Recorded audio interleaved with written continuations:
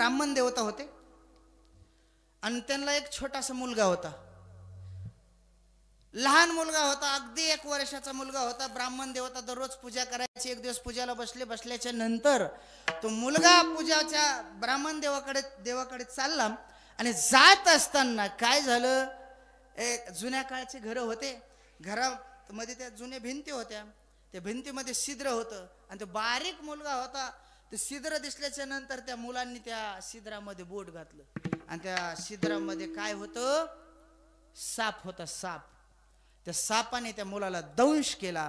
दंश केल्याच्या नंतर तो मुलगा तरफडायला लागला, आरडायला लागला, ओरडायला लागला. ते ब्राह्मण देवता पळत आले, पाहिलं, अरे काय झालं मुलाला. तेवढ्यापर्यंत तोंडातून फेस आला मुलाच्या आणि मुलगा गतप्राण झाला. तेवढ्यामध्ये त्या ब्राह्मण देवतांनी पाहिलं, अरे मुलाने बोट कुठं घातलं होतं. त्या छिद्रापर्यंत देवा पोहोचल्याच्या नंतर महाराज काठी घेतली. ते साप बाहेर बघतच होता. ब्राह्मण देवता समोर गेले आणि समोर गेल्याच्या नंतर तो साप बाहेर आला. बाहेर आल्याच्या नंतर साप पुढे पळू लागला, ब्राह्मण देवता मागे पळू लागले. बरंचसं अंतर काटलं त्यांनी. काटत असताना महाराज जवळपास गावाच्या बाहेर पर्यंत पोहोचले. ते जंगल लागलं. जंगल लागल्याच्या नंतर पुढं महाराज एक गाय यायला लागली होती. गाय येत होती समोरून. गायला पाहिलं, तो साप पळतच होता. पळत असताना त्या सापाचा व्याघ्र झाला. व्याघ्र म्हणजे वाघ झाला. आणि वाघ झाल्याच्या नंतर महाराज गायीपर्यंत वाघ पोहोचला आणि एका क्षणार्धात गायीला वाघाने संपून टाकलं. तेवढ्यामध्ये हे ब्राह्मण देवता हादरूनच गेले. बापरे म्हणे, अरे हे काहीतरी विचित्र प्राणी दिसते, कोणतरी विचित्र दिसते. जवळ गेले. जवळ गेल्याच्या नंतर महाराज समोरून थांबवलं त्याला. ए थांब, कोण आहे तू. सांगितलं, मी. कळलं नाही तुला कोण आहे तर. अरे मी काळ आहे, काळ. कोण आहे मी. काळ आहे, काळ. मला काळ म्हणतात. असं का. अरे तू काळ आहे तर मग माझ्या मुलाला सापाने मारले. तो म्हणला, तो साप आहे ना, तो मीच होतो. असं का. गाईला वाघाने मारलं, तो वाघ मीच होतो. मग न जाणून त्या ब्राह्मणाने विचारलं, माझ्या मुलाचं मरण सापाने होतं, गाईचं मरण वाघाने होतं, आता माझं मरण कशाने.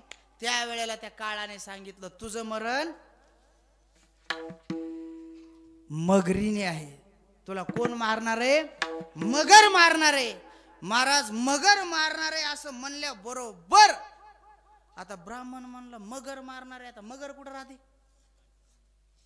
कोण म्हणलं घरात. मगर कुठं राहते. पाण्यामध्ये राहते. आता थोडा पाण्याचा भाग आपल्याकडे कमी झाला, थोडा पाऊस काळ नसल्यामुळं, पण तरी सुद्धा आपल्या जवळच गोदावरी असल्यामुळं तसं पाणी भरपूर आहे आपल्याकडं. त्याच्यामुळं ब्राह्मण देवतांनी विचार केला की आपल्याला आता इथं राहायचं नाही, वाळवंटात निघून जायचं. मग वाळवंट कुठे. राजस्थान मध्ये. ब्राह्मण देवता गेले, वेळ कमी असल्यामुळे लवकरच गेले आणि कीर्तनात लगेच जातात. प्रत्येकाच्याच कीर्तनात जातात. ऐका, गेल्याच्या नंतर महाराज तिथं ब्राह्मण देवताला एक राज आश्रय सापडल्याच्या नंतर तिथं काहीच काम नव्हतं त्या देवाकडं फक्त एकच काम होतं की त्या राजाच्या मुलाला काय करायचं, फक्त संस्कृत शिकवायचं, एवढंच काम होतं. बराचसा काल निघून गेला. तो मुलगा लहानाचा मोठा झाला, संस्कृत शिकला आणि शिकल्याच्या नंतर मग काय झालं ऐका ना, 23-24 वर्ष झालं त्या मुलाला. मग आता 23-24 वर्ष आपण काय करतो, मुलाचं संस्थेत पाठवतो, लग्न करतो. मग लग्नाचा ठराव पास झाला, त्या मुलाचं लग्नही ठरलं. लग्न ठरल्याच्या नंतर आता राजाच्या मुलाचं लग्न म्हणल्यावर पुन्हा काय कमी असतं महाराज तिथं. आणि मग हट्ट धरला कुणी, मुलांनी, की माझ्या लग्नाला कोण येणार, गुरुजी येणार. आणि जर माझ्या लग्नाला जर गुरुजी नाही आले तर मी लग्न करणार नाही, असं तेव्हाच सांगतो मी. ऐका. आणि मग विद्वान मुलगा होता महाराज, ठरलं त्यांचं. पण महाराज ब्राह्मण देवता जायला तयार नव्हती. कशामुळं? हा, हे मगर फक्त लक्षात राहू द्या. भिव फक्त मगरीचं होतं. नाही म्हणले मला यायला जमणार, मला आग्रह करू नका तुम्ही, मला लग्नाला यायचं नाही, मी तर तुमचा राजवाडा सांभाळतो, तुमचं राज्य सांभाळतो, तुम्ही लग्न करून माघारी या. नाही नाही, तुम्हाला लग्नाला यावाच लागणार देवता. हट्ट धरला महाराज. पण मुलाचा हट्ट ऐकत नव्हते देवा. म्हणून राजा आला. राजाने विनंती केली, ओ देवा चला लग्नाला. मुलगा म्हणतो तर कशाला त्याची टाळाटाळी करता, चला. असते एखाद्याचा नाद. मग ते म्हणले मी येऊ शकत नाही. कशामुळे येऊ शकत नाही तुम्ही? त्या वेळेला त्या ब्राह्मणाने सांगितलं, मी याच्याकरता येऊ शकत नाही की मला मगरीपासून धोका आहे, भीती आहे. आणि मगर कुठं राहते? पाण्यामध्ये राहते. आणि लग्न कुठं आहे? महाराष्ट्रामध्ये. स्थळ कुठलं? राजस्थान मधलं. हे धरा आता, ग्रहित धरा, आहे का नाही? मग आता लग्न जाणार तिकडं जा. लग्न महाराष्ट्रामध्ये गेल्याच्या नंतर आपले मुक्काम होणार मध्येच. नंतर एखादा तलावा लागल, एखादी गोदावरी नदी लागल, एखादा समुद्र लागू शकतो एखाद्या वेळेला. त्याच्यामुळं मला नको. बरं, मग राजा म्हणला, एवढीच भीती का तुम्हाला? काही काळजी करू नका, माझं 10,000 सैन्य तुमच्या बरोबर, काही काळजी करायची नाही. तुम्ही बिनधास्त राहायचं. सर्व 10,000 सैन्य साईडला राहीन आणि तुम्ही मध्ये चालायचं. पाण्यामधून सुद्धा तुम्ही टेन्शन घ्यायचं नाही, तुमच्यासाठी वेगळी सुविधा केली जाईल. महाराज एवढंच नाही, राजाने सांगितलं तुम्ही जर लग्नाला आले ना तर तुम्हाला 10 लाख रुपये बक्षीस सुद्धा माझ्याकडून देणार आहे. आतापर्यंत ब्राह्मणाचं काहीच नव्हतं महाराज, नको नकोच म्हणत होता. पण ज्या वेळेला 10 लाखाचा विषय काढला की थोडं पाणी सुटलं ब्राह्मण देवाच्या तोंडाला. आणि पाणी सुटल्याच्या नंतर मग ब्राह्मण देवता म्हणले, बरं चला ठीक आहे, काय अडचण नाही. आणि मग निघालो महाराज वराड. निघाल्याच्या नंतर कोस दर कोस करत करत वराड आलं. एका अरण्यामध्ये आलं. आल्याच्या नंतर महाराज तिथं मुक्काम पडला. वराडाचा मुक्काम पडल्याच्या नंतर तिथे एक राजा होता. त्या राजाने, आता दुसरा राजा होता, त्यांनी पण केलेला होता. कोणता? की त्याला मुलगा होत नव्हता. जर मला मुलगा झाला तर मी काय करेन, 1 लाखाच्या मोहरा ब्राह्मणाला दान म्हणून देईल. हा पण होता त्याचा. पण आता तिकडं ब्राह्मणच भेटत नव्हता महाराज, आणि विद्वान भेटत नव्हता विशेष म्हणजे. मग आता हे वराड गेलेलं तिथं त्या राजाला कळलं. तो राजा या राजाकडे आला. आल्याच्या नंतर सांगितलं, तुमच्या वराडामध्ये खूप विद्वान ब्राह्मण देवता आहे असं म्हणतात, ऐकलंय मी, म्हणून आलो. हो म्हणले, आहे. एवढंच काम आहे त्यांना, बाकी दुसरं काही नाही. काय काम आहे हो? काही नाही, पण होता, मला मुलगा होत नव्हता, तर मग काही थोडा दान धर्म करायचं ठरवलंय मी, तर ते देवाला द्यायचे, मला सतपात्री दान करायचे. असं का? देवाला बोलून घेतलं. घेतल्याच्या नंतर सांगितलं, देवा तुम्हाला दान करायचंय. किती दान करायचंय? हत्तीच्या वजना एवढं सुवर्ण दान करायचं. किती? हत्तीच्या वजना एवढं सुवर्ण दान करायचं. असं म्हणल्याबरोबर ब्राह्मण देवता म्हणले, आता वजन कुठं करायचं नेमकं? वजन, आता हत्ती एवढं वजन करायचं सुवर्णाचं, मग आता काटा त्याला हे काटे होते काय, वजन काटे? तर वजन काटे नव्हते. मग त्यावेळेला काय करायचे माहितीये का तुम्हाला? पाण्यामध्ये नाव टाकायचे. ते नाव, आणि त्या नावेमध्ये हत्तीला उभा करायचे. आणि हत्ती उभा केल्याच्या नंतर जेवढी नाव खाली बुडन तिथं अशी आडवी रेस वाढायची. मग हत्तीला बाहेर काढायचे आणि नंतर तितक्या वजनाचं सुवर्ण दान त्याच्यामध्ये टाकायचे. तेव्हा म्हणायचे, हा काय, भारोभार, हत्तीच्या भारोभार वजन. आणि मग ब्राह्मण म्हणला, हे बरं आहे बाबा, पण पाण्यात जायचं हे नाही चांगलं. हे बरं आहे समजा, हे पण पाण्यात जायचं हे चांगलं नाही. काय करा, मला आग्रहच करू नका, मला नकोच ते तुमचं दान नको, काहीच नको. ब्राह्मणाने उगा अंगात आणलं ना. मग राजा म्हणला, कशामुळे नको? मग त्याने ही हकीकत सांगितली, मला मगरीपासून भीती, पुन्हा पाण्यातच जावं लागेल, मगर आली तर मला पुन्हा जीव गमावा लागेल. हे कशासाठी सांगायला लागलो तुम्हाला लक्षात येत आहे का? किती आपण वाचवायचा प्रयत्न केला तरी जावा लागणारच आहे महाराज. मग राजाने सांगितलं, ओ देवा काळजी करू नका, माझं 1,00,000 सैन्य तुमच्या सेवेसाठी राहील, काही काळजी करू नका तुम्ही. महाराज 1,00,000 सैन्य म्हणल्याच्या नंतर ब्राह्मण देवता म्हणले मग काय अडचण नाही, चालते, ठीक आहे, ठरलं महाराज. ठरल्याच्या नंतर आता आले समुद्राजवळ. समुद्राजवळ आले. आल्याच्या नंतर भारोभार वजनही केलं. वजन झाल्याच्या नंतर महाराज, ओ देवा, हे दान जे मी सत्पात्री करायचंय ना तुम्हाला, हे दान करत असताना मला बाहेर देता येणार नाही, तुम्हाला जमिनीवर नाही देता येणार. मग हे दान तुम्हाला पाण्यामध्ये येऊन घ्यावं लागेल. देवा म्हणले याची तर चिरड आहे मला, आणि तेच पुन्हा समोर तुमच्या. नाही नाही, काय करा, घोट्या एवढ्या पाण्यामध्ये या, जास्त येऊच नका तुम्ही. घोट्या एवढ्या पाण्यामध्ये आले तरी आपलं काम भागत आहे, काही काळजी करू नका. हे माझं 1,00,000 सैन्य पाण्यामध्ये राहील, कुठूनच मगरीला येण्याकरता चान्स नाही, तुम्ही काळजी करू नका. देवा गेले समोर, घोट्या एवढ्या पाण्यामध्ये गेले. गेल्याच्या नंतर महाराज हात धरला देवाचा, सत्पात्री दान करायचे ना, हात धरला महाराज. आणि हात धरल्याच्या नंतर असा जाम हात धरला आणि हातच सोडिना ना महाराज. तो राजा हातच सोडिना राजा. तर देवा हात झटकू लागले, ओ राजे हात सोडा माझा, काय धरलाय? नाही सोडत हात. अहो म्हणले कशा करता हात धरलाय? राजा म्हणला याच्या करता तुझा हात धरलाय मी, इथपर्यंत आणण्याकरता तुला. म्हणले कोण आहे तू? माझ्या डोळ्यात बघ म्हणे कोण आहे. कोण आहे?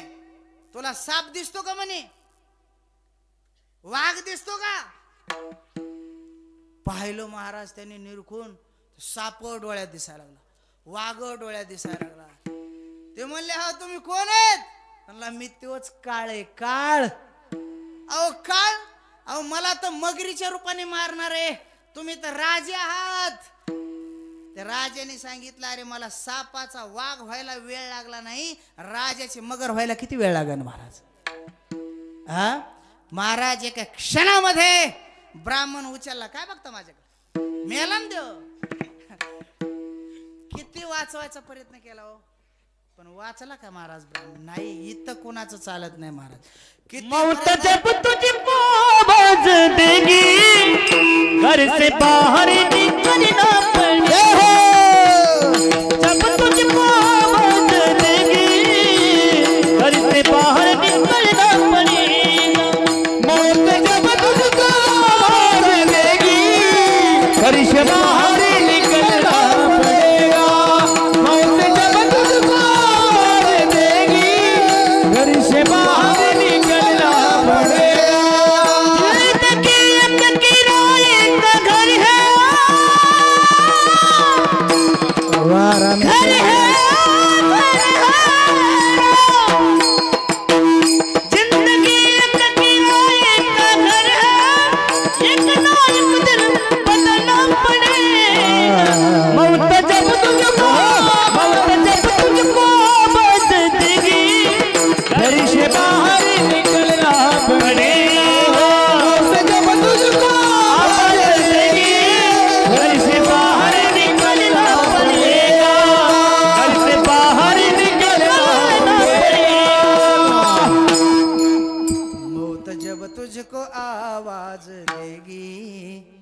घर से बाहर निकलना पड़ेगा. एकदा महाराज बोलावा आला त्याचा की पुन्हा काही विषय नाही, त्याच्यामध्ये जावाच लागणार आहे प्रत्येकाला. सर्वांना ज्ञात आहे महाराज, गरुडाची आईचं मरण कुठं होतो? गरुड नुसतं एकदाच गालामध्ये हसला तर गरुडाने महाराज त्या हिमालयामध्ये नेऊन ठेवलं होतं. कुणाला? आईला स्वतःच्या. हे सर्वांना इतिहास माहिती आहे. त्यावेळेला गरुडाची त्या काळाची भेट झाली आणि भेट झाल्याच्या नंतर सांगितलं हो तुम्ही तर घरी हसले होते, कशा करता हसले होते? त्यावेळेला सांगितलं याच्या करताच हसलो होतो मी तिथं.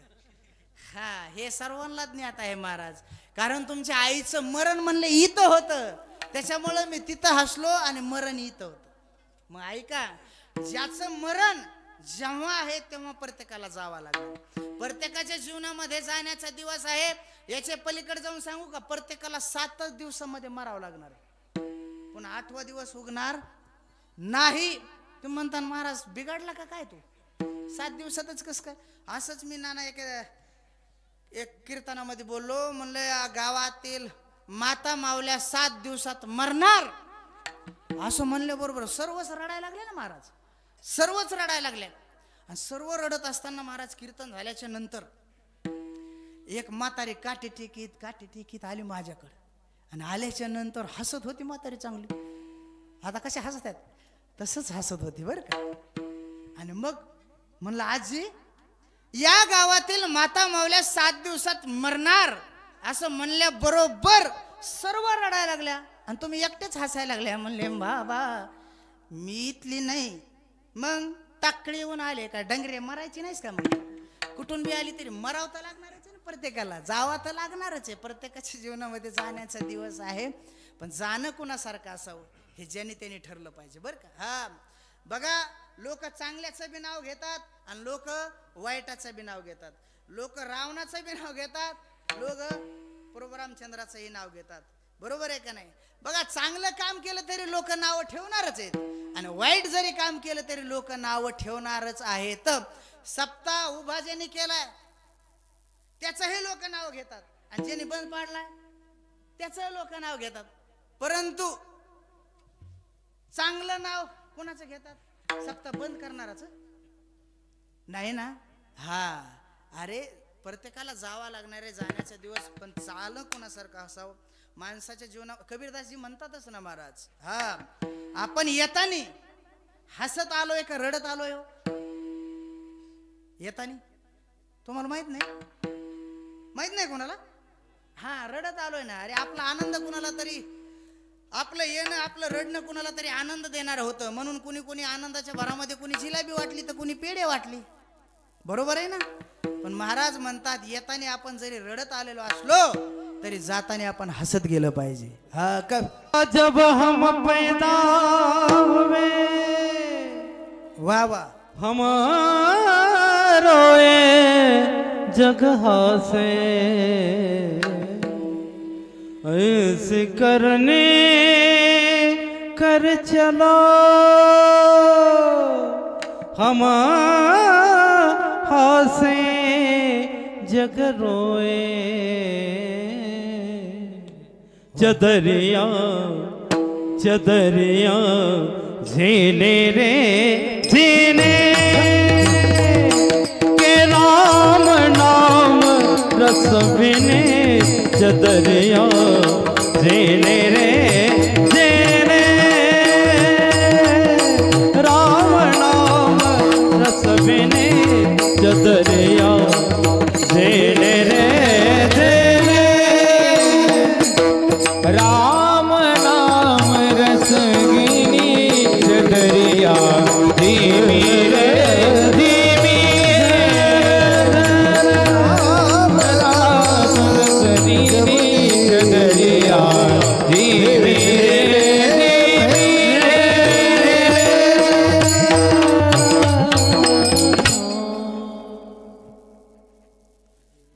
कबीरा जब हम पैदा हुए हम रोए जग हंसे, ऐसी करनी कर चलो कि जग रोए और हम हंसे. अरे जीवन जगत असताना असं जीवन जगावं, माणसाने हसत हसत जावं आणि जगाने आपल्यासाठी रडावं. याच्याकरता चांगलं काम करावं लागतं महाराज. एक जण म्हणला महाराज जगच रडावं याच्यासाठी काय चांगलं काम करायची गरज आहे?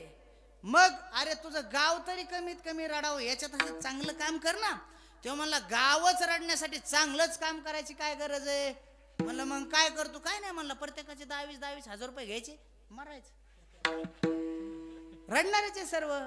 अरे पण शिवे देणारच ना तुला. रडण्याच मरण प्रत्येकाला जावा लागणार आहे महाराज.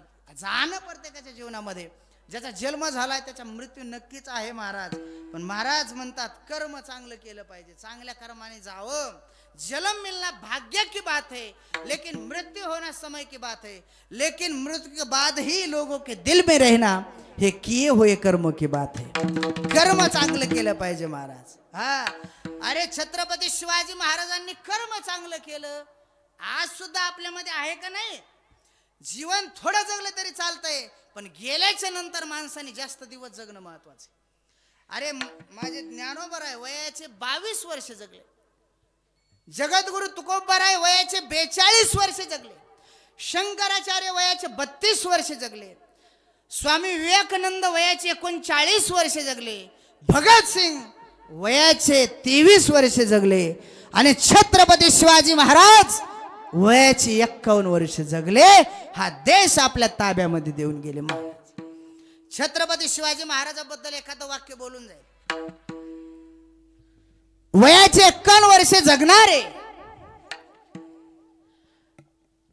वयाचे 35 वर्ष या मातीसाठी अहेरात्र फिरणारे, स्वातंत्र्यासाठी अहेरात्र झगडणारे, वयाच्या 27व्या वर्षी अफजल खानाचा समाचार घेणारे, वयाच्या 32व्या वर्षी औरंगजेबाचा समाचार घेण्याकरता आग्र्याला जाणारे, आणि वयाचे 35 वर्ष या मातीसाठी अहेरात्र प्रयत्न करणारे एकमेव वीर होऊन गेले ते म्हणजे छत्रपती शिवाजी महाराज. महाराज कधीतरी यांचा इतिहास आठवला पाहिजे आपण, कधीतरी त्यांना आठवलं पाहिजे आपण. म्हणून महाराज कर्म चांगलं केलं पाहिजे. चला आपल्याला आता वेळ सुद्धा कमीच आहे नाही का, त्याच्यामुळं चांगलं जीवन जगलं पाहिजे. प्रत्येकाच्या जीवनामध्ये जाण्याचा दिवस आहे. जाणं कुणासारखं असावं 2 पद्धत तुमच्या पुढे सांगतो मी, आणि शेवेला आपल्याला पूर्णविराम द्यायचा आहे. जाणं कुणासारखं असावं, एक तर तुकाराम महाराजांचं जाणं बघा, नाही तर एक तर धृतराष्ट्राचा शेवट बघा. बघा धृतराष्ट्राचा जर विचार केला तर धृतराष्ट्राच्या जीवनामध्ये इशाऱ्याने चालणारा कारभार होता. मुलं म्हणतात 100 होते. एवढा भाग्यवान होता तो धृतराष्ट्र. घरी बसल्या बसल्या 700 श्लोकाची गीता त्याला ऐकायला मिळत होती. एवढा भाग्यवान होता. पण महाराज 700 श्लोकाची गीता ऐकून सुद्धा त्याच्या वृत्तीमध्ये कधीच बदल घडला नाही. एवढा दुर्भाग्यवान सुद्धा तो धृतराष्ट्रच होता. बदलणं पाहिजे महाराज जीवनामध्ये माणसाने. त्याच्या जीवनामध्ये बदल घडला नाही. महाराज ऐका, ज्या वेळेला हस्तिनापुराचं राज्य पांडवाला मिळालं होतं, सर्व युद्ध झालं, एकट्या भीमाने 100चे 100 कौरव मारले होते. सर्व इतिहास माहिती आहे. नंतर महाराज त्या धृतराष्ट्राला घरी आणलं, सेवा करू लागले. सेवा करत असताना कोणत्याच पद्धतीची कमतरता नव्हती सेवेमध्ये. फक्त एकच कमतरता होते, जेवायला बसला धृतराष्ट्र के भीम यायचा, ए आंधळ्या, अरे शेवटी आमच्याच जीवावर तुला जगावं लागलं, शेवटी आमच्याच तुकड्यावर तुला जगावं लागलं ना, ऐक, अरे जसं आम्ही कुत्र्याला सांभाळतो ना तसं तुला सांभाळतो. जसं आम्ही कुत्र्याला भाकर टाकतो ना तशी तुला भाकर टाकतो. पण ऐक ना ए आंधळ्या, जी तू अन्न खातो ना हे तुझ्या 100च्या 100 पोराच्या रक्तापासून बनलेलं अन्न आहे महाराज. कोणता बाप खायलो? एकही नाही खाणार महाराज.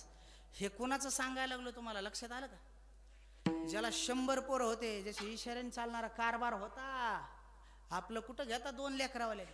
हा बरोबर आहे का नाही? मला सांगा, अरे जीवन जगत असताना जी बायको आपल्याला 2 तास तारुण्यामध्ये न सोडून राहणारी तीच म्हातारपणे काय म्हणते?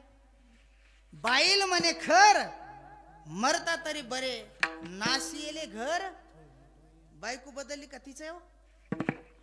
हा पण प्रेम ते राहिले का महाराज? नाही राहत. प्रत्येकाची अवस्था आहे महाराज हीच. धृतराष्ट्र होता, सम्राट होता, दररोज त्याला बोलणं खावा लागायचं महाराज. एक दिवस धर्मराजा आल्याच्या नंतर सांगितलं, काका काही सेवेमध्ये कमतरता आहे का तुमच्या? नाही. तब्येत का कमी होत चालली तुमची? काय नाही म्हणले, फक्त एकच अवघड गोष्ट आहे थोडी. मी जेवायला बसलो की भीम येतो आणि माझे मुलं कसे मारलेत हे मला सांगतो. असं का? सांगतो मी भीमाला बोलून घेतलं. ए भीमा, अरे जेवायला बसल्याच्या नंतरच पोरं कसे मारावं लागते ते सांगावं लागतंय का? भीम म्हणला, दादा चुकलं, उद्यापासून नाही सांगायचं. महाराज उद्यापासून भीम आता जेवायला बसल्यावर जात नव्हता. मग दादाने सांगितलंय म्हणला, जेवायला बसलं की पोरं कसे मारले ते सांगायचं नाही. भीम दुसऱ्या दिवशी 10 मिनिटांनी आधीच, आता तर जेवणच बंद झालं महाराज.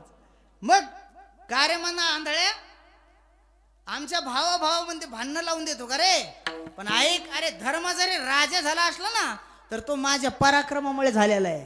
हा ऐक, आता तो सांगितलं ना जेवताना कसे पोरं मारायचे नाही ते, आता जेवणाच्या आधीच सर्व इतिहास झाला महाराज. शेवट कंटाळला धृतराष्ट्र आणि कंटाळल्याच्या नंतर सांगितलं आता आपल्याला जीवन जगून फायदा नाही, म्हणून एक निर्णय घेतला धृतराष्ट्राने आणि एका वनामध्ये निघून गेला. निघून गेल्याच्या नंतर महाराज एवढा दुर्भाग्यवान होता तो धृतराष्ट्र.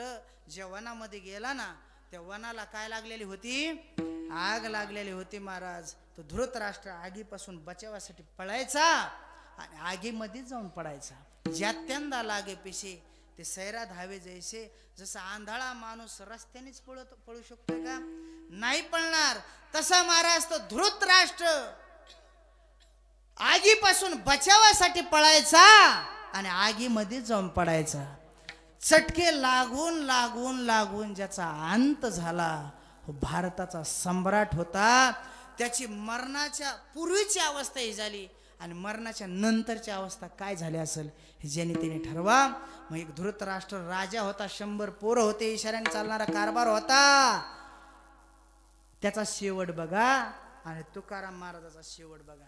तुकाराम महाराजाकडं 100 पोरं नव्हते. तुकाराम महाराजांना इशाऱ्याने चालणारा कारभार नव्हता तुकाराम महाराजांचा. ऐका ना, पण तुकाराम महाराजांच्या जीवनामध्ये तुकाराम महाराजांनी 42 वर्ष परमार्थ केला. 42 वर्षे तुकाराम महाराज जगले. 42 वर्षे भक्ती केली. 42 वर्षे नामसाधना केली तुकाराम महाराजांनी आणि 42 वर्ष या लोकाचा त्रास सहन केला. कशा करता, शेवट गोड होण्यासाठीच ना महाराज. एवढे प्रसंग आले, एवढं संकट आले तुकाराम महाराजावर. महाराज उखळतं पाणी टाकावं अंगावर, त्या मंबाजी बोनी काठीने मारावं तुकाराम महाराजांना येऊन, उलट तरी सुद्धा तुकाराम महाराजांनी त्यांचे पाय जाऊन चेपावे. एवढं विलक्षण जीवन तुकाराम महाराज जगले. चला वेळ कमी आपल्याला, त्याच्यामुळं तुकाराम महाराजांनी सांगितलं, अरे बाप, खूप लोक तुकाराम महाराजाला का कमी त्रास झाला का, कमी त्रास दिला का तुकाराम महाराजाला सुद्धा लोकांनी भरपूर त्रास दिला. तुकाराम महाराज म्हणले आता सुद्धा आपल्याला राहायचं नाही, वेळेनुसार माणसाने बदल करून घेतला पाहिजे, प्रसंगानुसार माणसाने बदल करून घेतला पाहिजे. तुकाराम महाराज म्हणले बस आता आपल्याला थांबायचं नाही, आता आपल्याला इथं थांबायचं नाही, आता आपल्याला कुठं जायचं, वैकुंठाला जायचं. म्हणून तुकाराम महाराजांनी सर्व संत महात्म्याला, साधू संतांना विनंती केली, तुम्ही सनकाधिक संत मनविता कृपावंत, एवढा करा उपकार, सांगा देवा नमस्कार, माझी भाकावी करुणा. विनंती केली महाराज, देवाला सांगा, साधू संतांना विनंती केली, सांगा देवाला. देवापर्यंत विनंती पोहोचली. पोहोचल्याच्या नंतर महाराज भगवान परमात्मा सुद्धा न्यायला आले तुकाराम महाराजाला. आल्याच्या नंतर बसले तुकाराम महाराजांच्या घरी. झोपडीमध्ये येऊन खायला काय होतो तुकाराम महाराजांच्या घरी, दरदरीत पाने माझ्या रांदी येल्या कन्या होत्या महाराज तुकाराम महाराजाला खायला. का देवाला, देवाला खायला. पण ऐका ना, तुकाराम महाराजाच्या झोपडीची श्रीमंती वाढली महाराज. ऐका, कन्या खाल्ल्या. भगवान परमात्म्याने सांगितलं, महाराज आवरा, आपल्याला जायचंय आता. पांडुरंग परमात्मा वाटच बघत होता तुकाराम महाराजाची, केव्हा आवरीत येत तुकाराम महाराज, केव्हा आवरीत येत कीर्तन.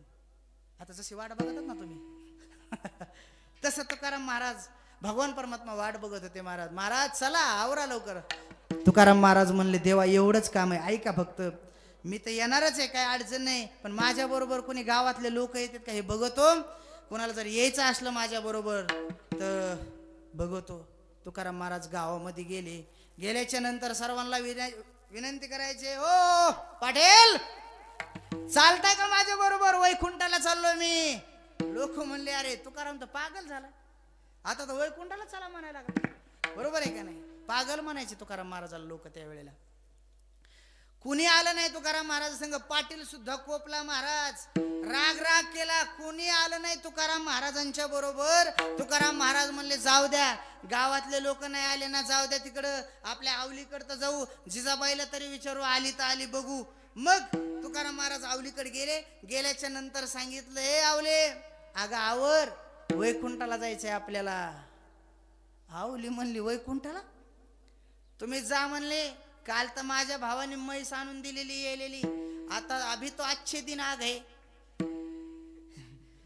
तुम्ही जा कौरक जायचं तर वैकुंठाला आणि तुमचे ते वैकुंठ संपल्याच्या नंतर पुन्हा माघारी या. म्हणजे वैकुंठ शब्दाचा अर्थ सुद्धा तुकाराम महाराज जिजाबाईला न कळावा एवढं विलक्षण जीवन तुकाराम महाराज जगले. महाराज कुणी आलं नाही आल्यामुळं तुकाराम महाराज म्हणले चालतंय बाबा नका येऊ पण वाट लावायला तरी या ना, मला वाट लावायला तरी येताल ना. जसं नाही का आता वारी आल्याच्या नंतर महाराज दिंडीवाले महाराज लोक नाही का गावागावामध्ये येतात आणि आल्याच्या नंतर म्हणतात ओ चला ना पाटील वारीला नाही घ्यायचं तुम्हाला. आपल्या दिंडीमध्ये खूप मस्त सोयी, दररोज पंचपक्वान्न आहेत, मस्त काय अडचण नाही काय नाही, राहण्याची खाण्याची सोयी, रावट्यामध्ये एक दिवस सुद्धा झोपायची गरज नाही तुम्हाला. सर्व रस्त्याने बंगलेच आहेत, जणू काय ह्यांचेच बंगलेच आहेत चला. पण ते पाटील म्हणतात नाही हो माझ्या मागे सर्व आता कपाशी लावायची लागवड आली आता, मग काय करा तुम्हाला महिनाभर नाही यायचं तर मग काय करा नुसतं वाट लावायला तरी चला पुन्हा माघारी या. असं नाही का. तसं तुकाराम महाराज म्हणले चला नुसतं वाट लावायला तरी चला. महाराज सर्व लोक जमा झाले आणि तुकाराम महाराजांनी महाराज आता निर्णय घेतला जायचंय भगवान परमात्म्या बरोबर. तुकाराम महाराज सर्वांनी सांगितलं तुकाराम महाराजांनी सांगितलं बाबा हो तुम्ही सर्वजण आलात ना माझ्या ह्या मला वाट लावण्याकरता, पण ऐका ना जे नाही आले ना त्यांना माझा निरोप पोहोचा, त्यांच्यापर्यंत माझा निरोप पोहोचा. काय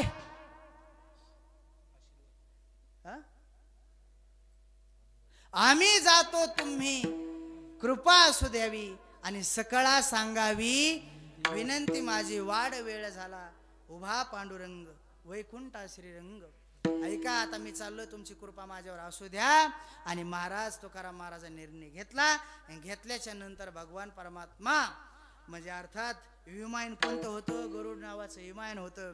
तुकाराम महाराज विमानामध्ये बसले आणि बसल्याच्या नंतर काय सांगितलं तुकाराम महाराजांनी, काय म्हणतात, आम्ही जातो आमुच्या गावा आणि आमुचा राम राम घेवा. तुकाराम महाराज वैकुंठाला गेल्याच्या नंतर ऐका ना तुकाराम महाराजांनी वैकुंठ गमन केलं. 42 वर्ष जीवन जगले. जीवन जगत असताना 42 वर्ष परमार्थ केला, नामस्मरण केलं आणि लोकांचा त्रास सहन केला. कशा करता, शेवट गोड होण्याकरता. यासाठी केला होता टहास, यासाठी केला होता टहास, यासाठी केला होता टहास, यासाठी केला होता टहास, यासाठी केला होता टहास, यासाठी केला होता टहास, यासाठी केला होता टहास, यासाठी केला होता टहास. शेवटचा दिस गोड व्हावा, शेवटचा दिस गोड व्हावा, शेवटचा दिस गोड व्हावा. आता नितीन पावलो विसावा, आता नितीन पावलो विसावा, पावलो विसावा, आता नितीन पावलो विसावा, आता नितीन पावलो विसावा, आता नितीन पावलो विसावा, आता नितीन पावलो विसावा, आता नितीन पावलो विसावा.